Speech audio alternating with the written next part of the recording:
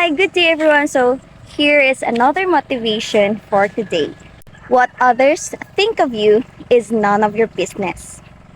Na kahit ano yung gagawin mo in life, merong masasabi o meron pa ring mapupuna sa iyo yung tao. Yung tipong wala ka palang introduction, may conclusion na sila sa iyo. But, take that as a constructive criticism. Ibig sabihin, take that as a compliment. Take that as a stepping stone. Take that as an inspiration to be better and to be the best version of yourself. Don't let the words of other people define you. And dapat kilala mo din ang sarili mo.